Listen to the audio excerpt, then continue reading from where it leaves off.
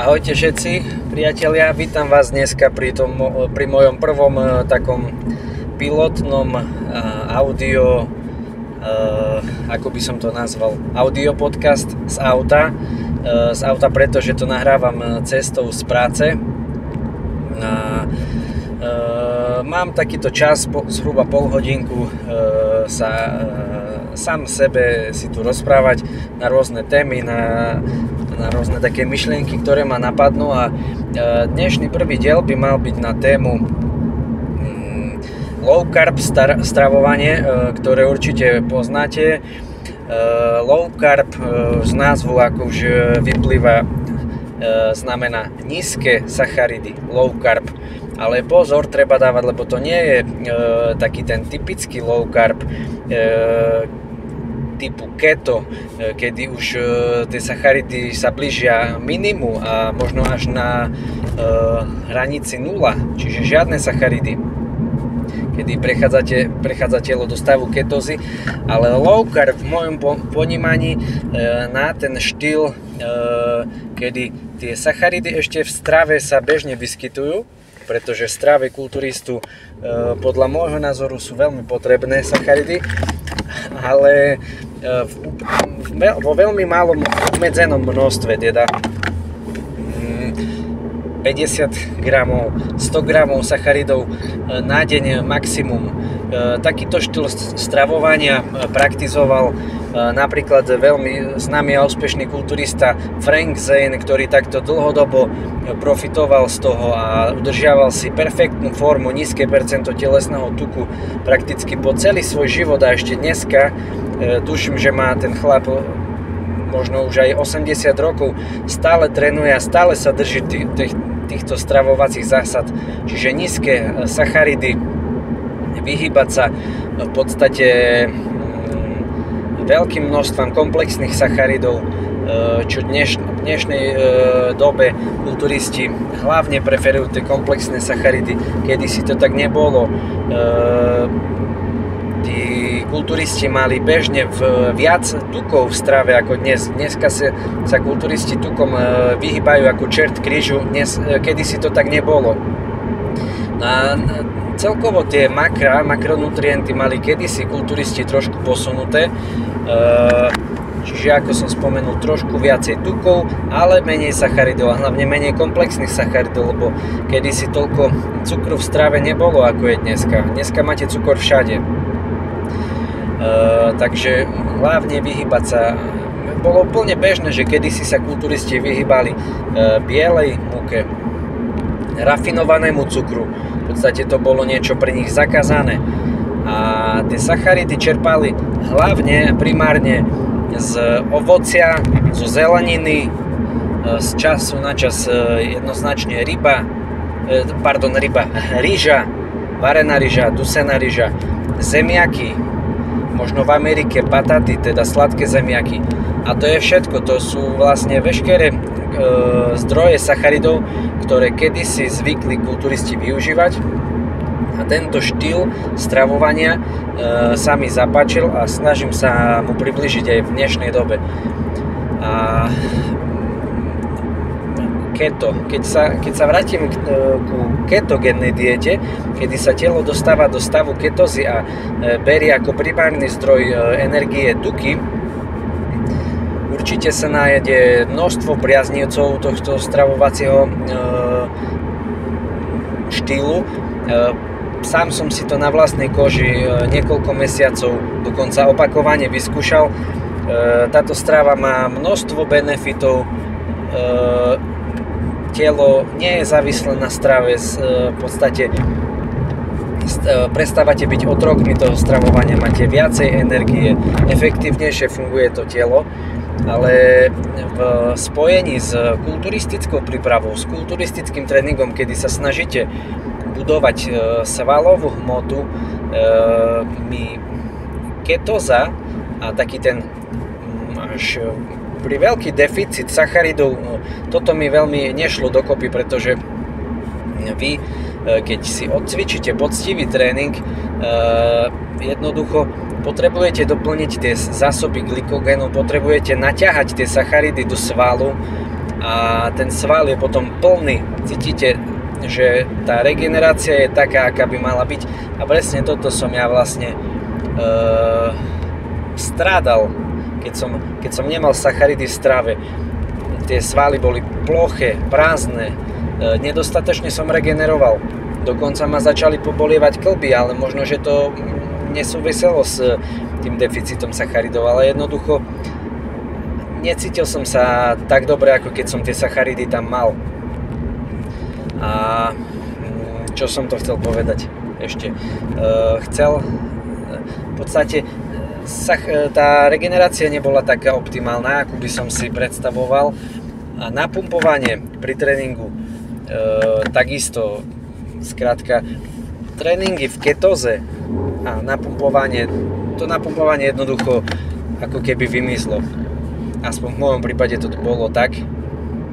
Takže preto ja veľmi si neviem predstaviť spojenie ketogénna dieta, respektíve veľmi nízke sacharidy, kedy už fakt telo sa dostáva do ketózy, a kulturistická príprava, kulturistický tréning. Čiže z toho hľadiska ja plne sa tých sacharidov vzdať nechcem a považujem to za také kontraproduktívne človeka, ktorý sa chce venovať kulturistike, či už súťažnej alebo pre seba.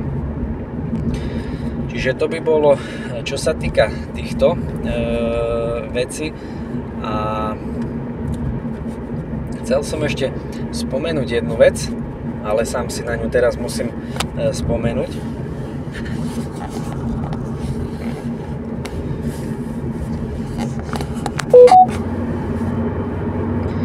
Áno, takže už som si spomenul, čiže inšpiroval som sa hlavne kulturistom Frankom Zaneom, ktorý vlastne nedoporučuje úplne sa vzdať tých sacharidov, pretože sám vie, že tie sacharidy sú prospešné, ale značne ich zredukovať. A hlavne toto je podľa môjho názoru prospešné hlavne pre takých tých endomorfov, možno obeznejšie postavy, kulturistov alebo cvičencov, ktorí majú problém s tým, že sú jednoducho tučnejší, majú väčšie percento telesného tuku. Pre nich je skvelé aj to keto, ale keď sa snažia robiť kulturistiku, tak už keď sa nevzdajú tých sacharidov úplne, tak hlavne ich eliminovať a znížiť na úplne proste nutné minimum. Takže v podstate takto sa to snažím praktizovať aj ja. A tie sacharidy nemusia byť v každom jedle, nemusia byť dokonca ani každý deň. A keď to mám tak prakticky poňať teraz, tak v podstate moja bežná strava vyzerá asi tak, že plne som vylúčil pečivo zo stravy. Nevravím, že som 100%, nikto nie je 100%, čiže to pečivo možno, že si raz do týždňa dám, ale už keď si ho dám, tak sa snažím, aby bolo buď to celozrné, kvalitné, kváskové, ale hlavne tie celozrné sa snažím uprednostniť. A v podstate vylúčil som také tie bežné sacharidy ako cereálie, ktoré sú veľmi často presladené, ktoré obsahujú veľmi veľa cukru a sladidiel. Potom jednoznačne som vylúčil výrobky z bielej múky. Hej, čiže ja neviem, zvykol som jesť piškoty vo väčšom množstve. Piškoty mi chutili. Tých som sa totálne vzdal. Ospravedlňujem sa za takéto prerušenie, ale nachádzam sa na diaľnici a musím dávať pozor. Čiže piškoty. Takisto samozrejme ryža. Ako prílohy. Prílohy nepoužívam skoro vôbec. Ako prílohu si dávam zeleninu ku jedlu. Čiže veškeré tie moje sacharidy pochádzajú maximálne tak z ovocia, aj to veľmi obmedzené množstvo. Maximálne jeden kúsok ovocia denne si zvyknem dať, či už je to banán alebo jablko, ale hlavne všetky tie moje sacharidy denné, ktoré príjmam hlavne v období tzv. Anabolického okna, čiže po tréningu, keď sú všetky tie receptory otvorené a všetky sacharidy, ktoré príjmete, telo dokonale zužitkuje. Čiže môžem spomenúť zemiaky, varené zemiaky alebo občas tie bataty, to už som spomínal. A dá sa povedať, že to je z tých sacharidov asi tak všetko. A takto sa snažím ísť minimálne proste tých 7 až 10 dní striktne. V podstate dávam si pozor na príjem tých sacharidov. A potom aj Frank Zane vlastne odporúča zhruba, on to možno robí častejšie, ale aspoň týždeň vydržať a potom si dávať taký ten nasycovací deň, kedy už vlastne sacharidy si môžem trošku dopriať, trošku tie svaly nasytiť, ale znova nie vo veľkom množstve. Možno, že to bude namiesto 50 alebo 100 gramov, možno to bude 150 alebo 200 gramov. Čiže ani tuto nepreháňam tieto nasycovacie dni. Aj tu si dávam pozor. A rozhodne to nie je také, že by som sa ja teraz najedol sladkosti alebo čo. Maximálne v podstate tie sacharidy, ktoré mám dovolené, si doprajem v trošku väčšom množstve. Ale hovorím v trošku väčšom množstve. Nie, že by som sa teraz odtrhol z reťaze. Čiže takto nejako to praktizujem ja. Toto nazývam ja low carb. Low carb neznamená žiadne sacharidy. Low carb u mňa znamená znížený prísun sacharidov v bežnej strave. A čo tým dosiahnete? Jednoducho odstrihnete sa od nutnosti každodenne príjmať sacharidy. Vaše telo bude rezistentné voči takým tým výkyvom inzulínu. Myslím si, že sa dokážete zbaviť výkyvom energie, čiže mala by byť taká tá konštantná energia počas celého dňa. A myslím si, že vám to aj dosť zjednoduší život, pretože nebudete musieť tápať, že čo kedy zjesť. Jednoducho primárne bude ten jedálniček nastavený hlavne na bielkovinách, ale v tomto prípade to nebudú plne 100% čisté bielkoviny, nízkotučné, pretože vy, keď vám bude chýbať deficit tej energie zo sacharidov, tak jednoducho by ste boli unavení, čiže musíte tie diery, energetické diery zalátať nejakým iným makronutrientom. A bielkoviny to nebudú, lebo bielkoviny nie sú veľmi energetické, takže jedine, čo to môže byť, sú tuky. A tým nevravím, že budete teraz jesť nasytené tuky a slaninu, a keď aj tu si môžete z času na čas dať. A klobásy, udeniny, to vôbec nie. Ale jednoducho, napríklad také mliečne výrobky. Vy sa nemusíte sústrediť striktne na tie nízkotučné mliečne výrobky. Pokojne si môžete dať polotučný tvároh.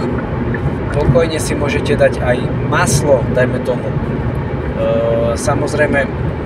Samozrejmosťou by mali byť zdravé tuky, čiže nejaké tie orechy, kvalitný olivový olej, avokádo.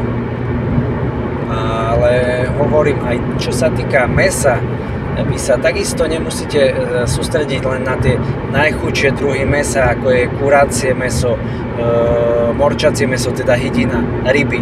Samozrejme toto môžete brať, je to určite veľmi kvalitný zdroj bielkovín, ale nemusíte sa bať hovädziny, nemusíte sa bať ani chudších kúskov bravčového mäsa dokonca.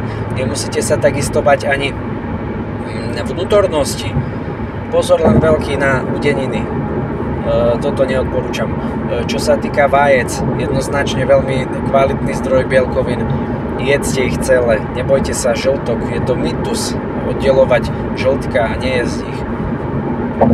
Takže vlastne zhruba takúto nejakú predstavu by ste teraz mali mať, ako v mojom ponímaní vyzerá low carb stravovanie a ako to zhruba robí Frank Zane. Určite on má tých pravidel možno že viacej, ale tak nejak som to pochopil ja, tak nejak sa to snažím praktizovať ja. Zatiaľ mi to vyhovuje, robím to pár týždňov, cítim sa ľahší, cítim sa v podstate, necítim žiaden deficit energie, ale hlavne sa necítim nafúknutý a určite to nie je také, že keď som vylúčil tie sacharidy úplne, cítil som sa prázdny, taký bez energie, tak v tomto prípade toto nepociťujem. V podstate tie sacharidy v strave príjmam, ale príjmam ich obmedzenia a príjmam ich hlavne toto si treba zapamätať, príjmam ich iba vtedy, keď to telo a svaly naozaj potrebujú. Čiže asi toľko k tomuto dnešnému malému pilotnému audio podcastu na tému low carb stravovanie, ktoré je podľa môjho názoru dlhodobo udržateľné. Môže ho robiť ktokoľvek, kedykoľvek počas celého života a tak. Čiže vidíme sa pri ďalšom podcaste.